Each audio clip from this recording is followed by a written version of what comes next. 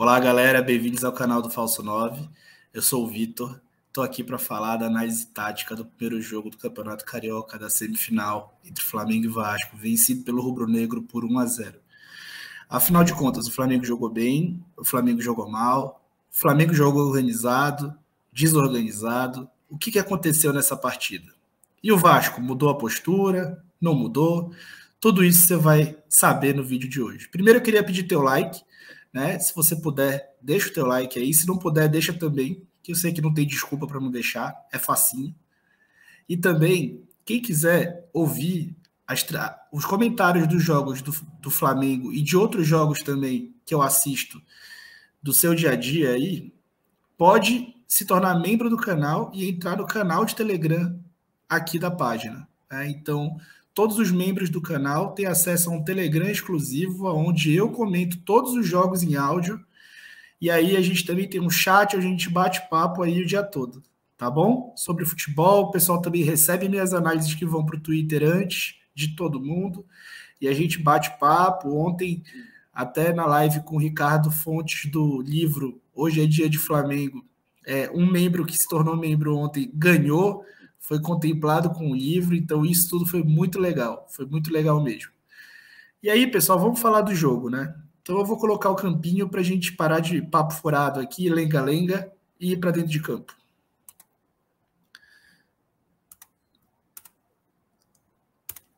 Essas aqui foram as escalações e basicamente a tônica do jogo de ontem, né? A proposição ofensiva do Flamengo e o Vasco em defesa aqui. Então, o que eu queria destacar aqui? O Flamengo iniciou com a mesma formação da última partida entre as duas equipes. Porém, a formação que aparentava ser a mesma se apresentou muito diferente dentro de campo. O Everton Ribeiro, que durante os primeiros 5 minutos se apresentou aqui pela ala, ao perceber que o lateral dobrado, né, o Zé Ricardo seguindo com a sua tônica de ter mais de 2 laterais em campo, dessa vez colocou um destro pelo lado direito, o que facilita a marcação de ataques à linha de fundo, né, pelo pé dominante do destro. E aí, eu não sei se isso já era uma tônica, porque a gente vinha falando, inclusive nas lives com o Douglas Fortunato, nas conversas feitas antes, a gente vinha falando da importância do arrasto, né, que é esse movimento por dentro, o movimento da bola por dentro, que faz deslocar esses jogadores da ponta que fazem encaixe individual. A gente fala muito da importância do arrasto para desorganizar essa última linha. E aí, o Paulo Souza preparou uma surpresa, né? Ele trouxe o Bruno Henrique para a ala, né? Que na verdade é uma ponta, e deixou o Everton Ribeiro por muito tempo dando a profundidade, como uma espécie de falso 9.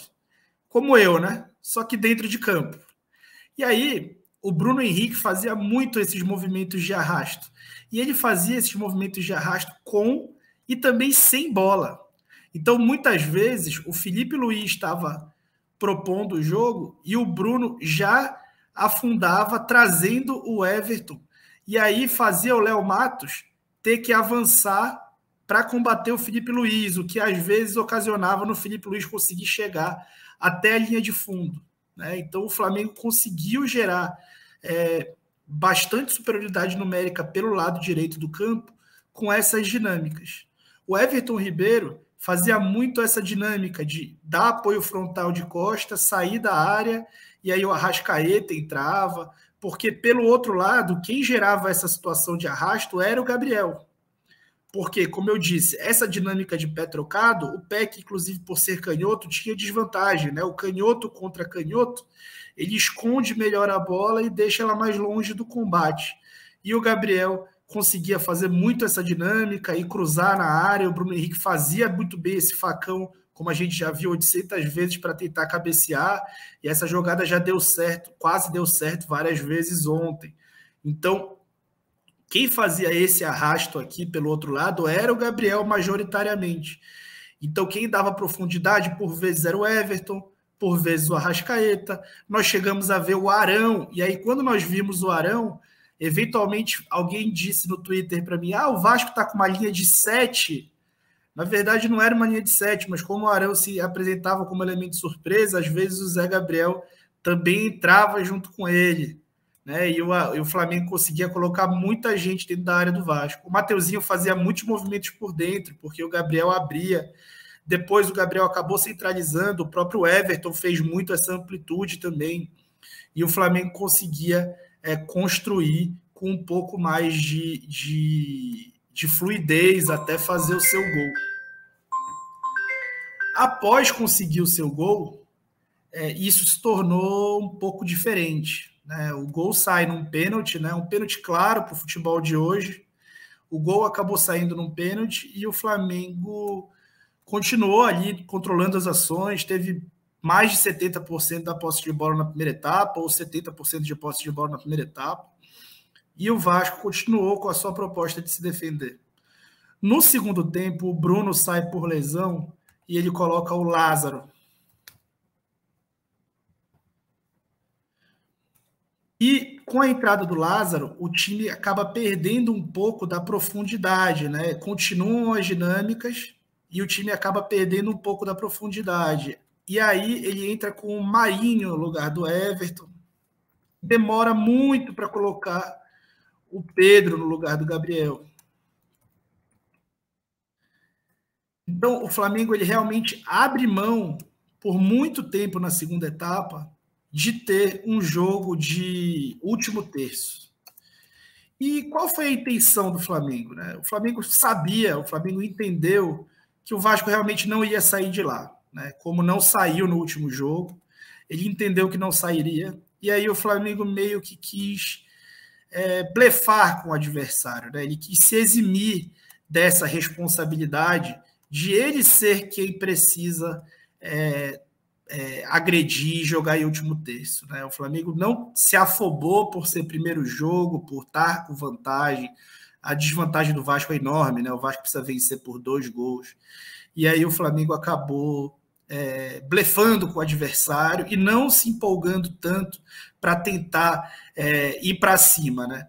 O que eu achei um tanto quanto conservador, né? O Flamengo ele tinha tudo para conseguir manter a bola no seu último terço, mas ele realmente abre mão de colocar o Pedro antes e manter essa bola no último terço, muito por um medo talvez de ser contra-atacado. Só que o Vasco também não tinha um time tão rápido a ponto de contra-atacar, lembrando que ele manteve por muito tempo os jogadores assim menos móveis em campo, né? Apesar de ter o Everton, de ter Peck, depois de ter o Figueiredo, né? De ter caras rápidos ali. Mas foi um jogo extremamente seguro, onde o Flamengo jogou pensando muito nesse contexto de Copa, né? Pensou o tempo todo nesse contexto de Copa. Destaque para o Davi Luiz, né, que foi extremamente soberano na partida. Impressionante a capacidade dele de dominar completamente o jogo. Ele parece um extraterrestre no futebol daqui.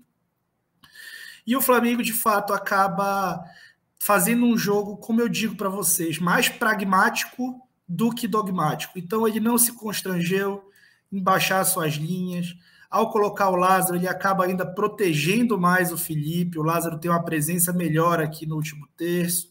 Ele coloca o João Gomes, que é um cara que cobre muito mais área de campo, e aí ele consegue recuar o Arrascaeta, coloca o Marinho para estar com a armadilha pronta, né? E deixa o Pedro muito pouco tempo em campo, porque ele quer ter o Gabriel ali com o intuito de ter também esse ataque às costas da defesa do Vasco. O Vasco tem muita dificuldade para subir, criar alguma coisa, né? E realmente não consegue, né? Não conseguiu subir, criar nada, não teve nenhuma oportunidade de gol. O Flamengo desce as suas linhas para tentar marcar, tenta atacar as costas do Vasco, tem 1 ou 2 oportunidades de fazer isso ainda no primeiro tempo, e no segundo tempo ali o jogo segue, numa bola rebatida aqui dentro da área, o Marinho quase consegue fazer um gol, mas foi bem pouco assim em termos de chance criada, o que não impediu a grande festa na arquibancada, e o que também não pode ser dito que foi um jogo burro, foi um jogo bastante inteligente do Flamengo, que não se expôs em momento algum. Lógico que a gente espera uma cobrança muito maior do Flamengo, mas a gente precisa destacar o que foi feito, que foi para não correr risco e para tirar essa responsabilidade do ataque do Flamengo. Isso é quase que um blefe com o adversário, né? Que acabou não caindo no blefe. Mas no próximo jogo não tem muita escolha. O Vasco vai ter que atacar o Flamengo, talvez até desde o início do jogo, por uma questão de necessitar, a não ser que queira perder de pouco e ser eliminado honrosamente, né? O Vasco fez novamente um bom jogo, é um contexto, gente, muito favorável para o que entende de futebol, Zé Ricardo, né? Então, o jogo acabou tendo essa tônica, tem muito rubro-negro frustrado por aí, eu peço calma, foi um jogo inteligente, jogado pelo Paulo Souza, estratégico demais, pragmático demais, como eu disse para vocês. Ele não é um cara dogmático a ponto de querer jogar todos os jogos no último terço, trocando bola, fazendo linha de passe dentro da área do adversário. Ele vai variar a forma de jogar e ele acabou, sim, recuando um pouco em alguns momentos e não o jogo todo. Lembrando que ele teve mais posse de bola na segunda etapa, que ele teve mais presença do que o adversário na segunda etapa, mas que ele não se expôs em momento algum, que ele tentou dividir a responsabilidade com o adversário, que não aceitou essa divisão na segunda etapa. Então foi por aí, o jogo não foi legal, a gente não pode enganar ninguém, o jogo não foi legal de assistir, foi um jogo talvez tático demais, estratégico demais, e é por isso que eu odeio esse negócio de jogo de Copa em ida e volta, né? Especialmente quando é no mesmo estádio. Se fosse um jogo único, teria tido outra tônica, né? Talvez alguém que tenha sido apresentado para o futebol ontem não tenha gostado nada do que viu. O futebol precisa saber que é um entretenimento, né? E é por isso que talvez fosse ideal que fosse um jogo único, né, no dia de ontem, tá bom? Então, muito obrigado. Quem esqueceu, deixa o like aí. Quem não segue, quem não inscreve, quem não está inscrito, se inscreve. Quem quiser se tornar membro para receber meus comentários durante os jogos, fica à vontade aí, que eu vou ter a maior honra e satisfação em comentar os jogos para você, tá bom? Muito obrigado e até logo. Um abraço.